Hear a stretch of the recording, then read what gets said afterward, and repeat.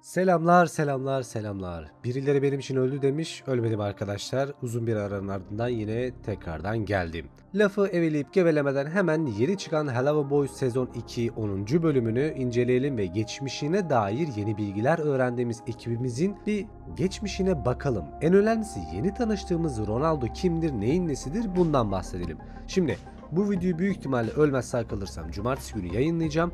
Yeni çıkmış olan sezon 2 11. bölümünü de hemen pazar günü yayınlamayı planlıyorum.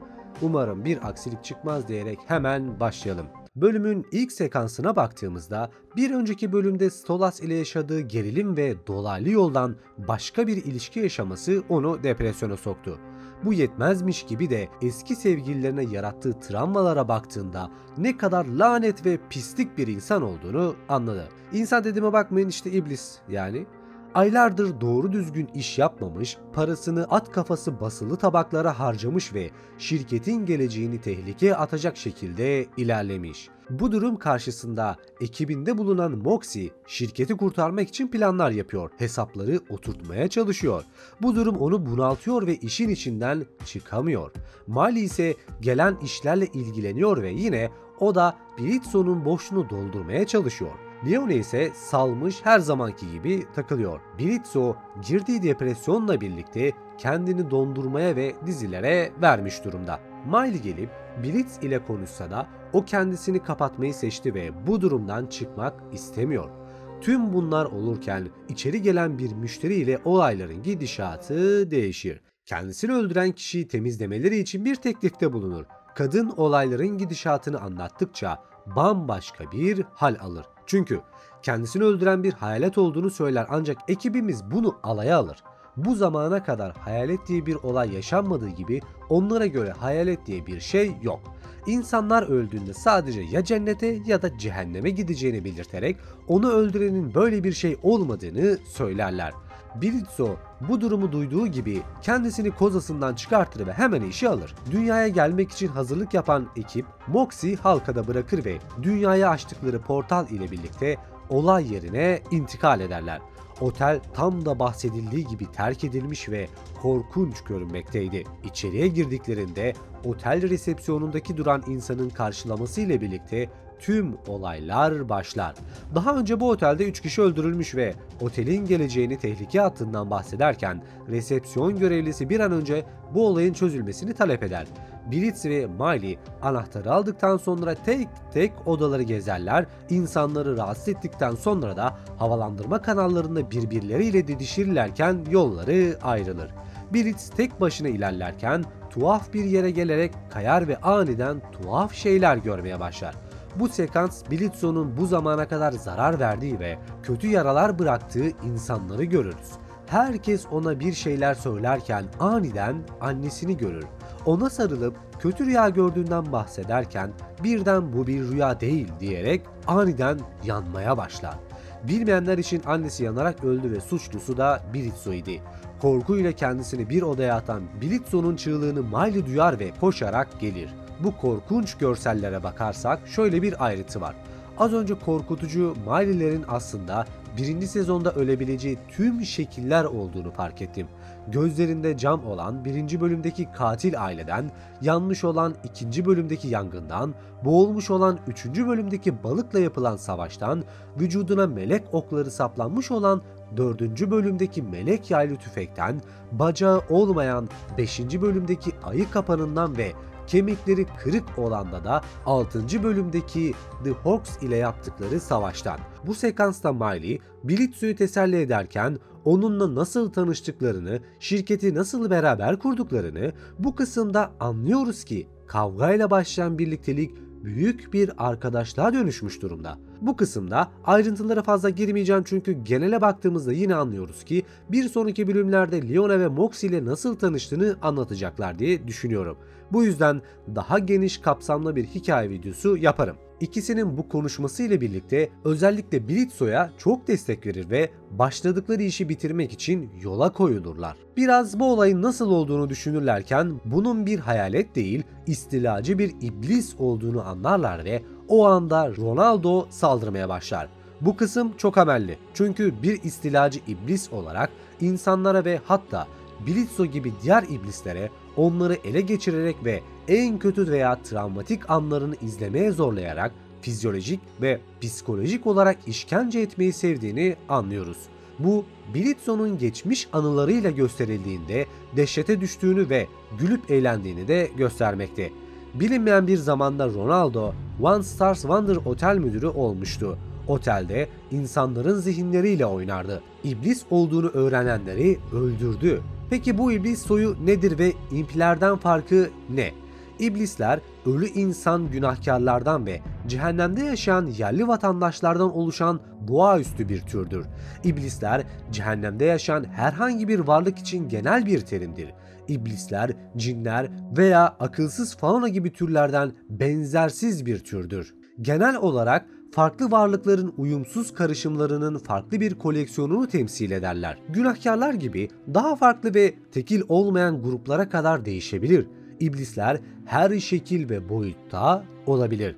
Fiziksel yapıları genellikle insan vücuduyla özdeşleşmiş özellikler taşır. Ancak insan kulaklarına sahip olmaları ve bazen burunlarının olmaması gibi özellikler de olabilir. Kültürüne baktığımızda ise iblis toplumu çok çeşitli olsa da cehennemde iki belirgin gruba ayrılır. Günahkarlar ve cehennemde doğanlar. Cehenneme düşmüş melekler de vardır ancak Lucifer bilinen tek düşmüş melektir. Çoğu iblisin ahlaki pusulası da biraz şüphelidir. Cehennemin 7 halkası vardır. Bunları klasik olarak biliyoruz. Ancak bilinmeyen sebeplerden veya yöntemlerden dolayı günahkarlar gurur yüzünü terk edemezler ve bu yüzden sadece o halkada tamamen mevcut olurlar. Cehennemde doğan tüm iblis türlerine uygulanan yasaklar cehennemin 7 halkasında bulunabilir ve bazılarında serbestçe dolaşabilir. Charlie ve Lucifer da cehennem halkalarında seyahat edebilir türlerden. Lut'un Ouverture adlı eserinde açıkladığı gibi cehennemin aşırı nüfusunu azaltmak için her yıl cennet tarafından yapılan yok etme ile ilgili olarak Lucifer ile yapılan müzakereler sonucunda cehennem doğumlu iblisler katliamlardan af edilirken ve sadece günahkarların bazıları tarafından hedef alınmasına ve öldürülmesine de izin verilmiştir. Cehennemin iblisleri hiçbir zaman insan olmadıkları ve dünyada yaşamadıkları için insanlık veya insan dünyası hakkında hiçbir deneyimleri de yoktur. Buna rağmen cehennemdeki insandan esinlenen, türetilen teknoloji ve kültürel normları kullanmaya hazırdırlar. Hiyerarşilerine baktığımızda cehennem iblisleri hiyerarşideki kişinin konumunu tamamen bireyin gücüyle belirlendiği ve diğer tüm iblisler hatta şeytan ve Belzebub'un bile üzerindedir. Düşmüş melek Lucifer egemen olduğu kaba bir hiyerarşi biçimiyle de yönetilir. Bu hiyerarşi kabaca kademelere ayrılmıştır. Yukarıdan aşağı doğru şekil şudur. Lucifer cehennemin kralı ve gurur günahıdır. Charlie cehennemin prensesi, cehennem tahtının varisidir. 7 ölümcül günah, 7 ölümcül günahtan birini temsil eden iblislerden oluşur. Ars Goesch ailesi Prenses Stolas'ta dahil olmak üzere kraliyet statüsüne sahip cehennem doğumlu iblislerdir. Hükümdarlar önemli bir güce sahip olan iblislerdir. Günahkarlar ise bir zamanlar dünyada insan olan ve günah işledikten sonra cehenneme lanetlenen ölümsüz iblislerdir. Cehennemde doğan iblisler ise cehenneme özgü diğer iblis türleri olan cinler ve cehennem tazıları gibi cehennem toplumundan birisidir. Katmanların varlığı hiyerarşi sisteminin istisnalarını gösterir. Birincisi, bir iblisin statüsünün değişken bir şekilde ele alınmasıdır. Örneğin Charlie ikinci en yüksek rütbeli iblis olmasına rağmen diğerlerine karşı gücünün hiçbirini kullanma isteksizliği nedeniyle halkı tarafından saygı görmez. Aksine saygı Lucifer'ın durumunda olduğu gibi kişinin karakterinin gücünü ve sindirilmesine de bağlıdır. Burası biraz çok amelli, kafanız karışabilir ama önemli olan kişinin en tepede olması değil, halkı tarafından saygınlığının da önemli olması. Yani burada bunu demek istiyorum. Bu hiyerarşide en düşük rütbeli olan iblisler ve cehennem tazıları genellikle daha yüksek rütbeli iblislere hizmet eden işler yapmaları beklenir ve bazen iblisler söz konusu olduğunda işsiz ayak takımı olarak da görülür. Soyluların ve kraliyet ailesinin bir iblise yatması genellikle hoş karşılanmaz.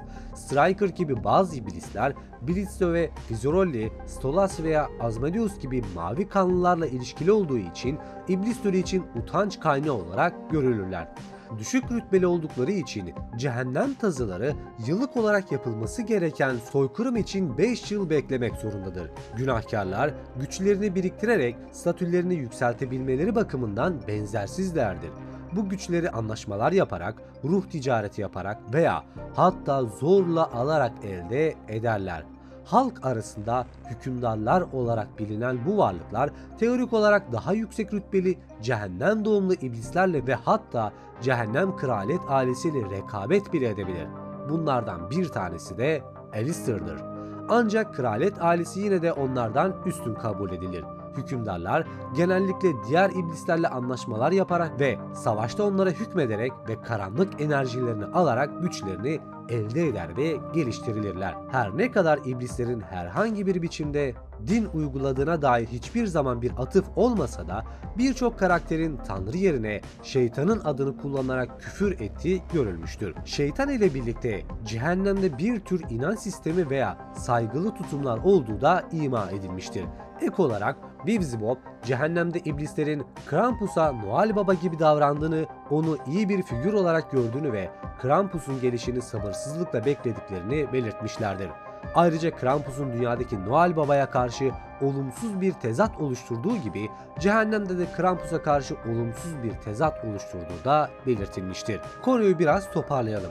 Bazı günahkarlar televizyon, mobilya veya benzeri gibi biyolojik olmayan formlarda tezahür edebildiğinden bu tür büyünün bu günahkarların biyolojik olarak işlevsel bir bedene sahip olmamalarına rağmen işlev görmelerini sağlaması mümkündür. Cehennem doğumlular tamamen işlevsel biyolojik bedenler ve iç anatomiyle doğarlar. Bazı iblisler, özellikle günahkarlar ve daha yüksek rütbeli şeytanlar kendilerinin parçalarını değiştirebilirler. Örneğin fazladan göz, boynuz, uzuv çiftleri gibi ekstra veya yeni bir uzuv seti kazanabilirler veya basitçe varsayılan formlarının vücut parçalarını değiştirebilirler. Örneğin Charlie'nin dişlerinin geri kalanının sivri dişlere dönüşmesi gibi. Bu günahkarlar ve belirli şeytanlar için tam iblis formu olarak adlandırılır ve genellikle yoğun öfke veya diğer duygular dönemlerinde ortaya çıkar. Şimdi gelelim bizim bölümün devamında ne olduğuna. Brizzo'nun içine giren Ronaldo ona kötü travmatik şeyler göstererek onun psikolojisini bozdu. Bir sahne çok etkili. Özellikle videonun 20. dakika 10. sahnesini yavaşlatırsanız her bir flash'ın ne olduğunu görebilirsiniz. Babasının ona vurduğunu, Fizz'in yaralandığını ve ardından Fizz'in babasının onu geri çevirmesiyle hastanede yattığını göstermekte. Yani babası hem Fizz'i hem de Brizzo'ya yalan söyleyerek yanlış anlaşılmaya neden olan kişiydi. Bunu ilk Hello Boys bölümlerinde ben zaten sizlere söylemiştim. Böylelikle bu da tescillenmiş oldu. Tüm bunların sonunda ikisi birlikte Ronaldo'yu yener ve teorik olarak yine öldürürler. Şimdi bu Ronaldo nereye gitti? Gerçekten öldü mü? Öldüyse cehenneme mi gitti? Ya da Araf'ta mı kaldı? Bilmiyoruz. Bakalım bir sonraki bölümlerde bizleri neler bekliyor göreceğiz. Eğer zaten buraya kadar izlediysen de dostum videoyu beğenmişsin demektir. O yüzden kanalıma abone olup videoyu beğenip yorumlarda fikirlerini belirtirsen bana çok destek olmuş olursun. Ve bir sonraki videoda görüşmek üzere. Kendinize iyi bakın.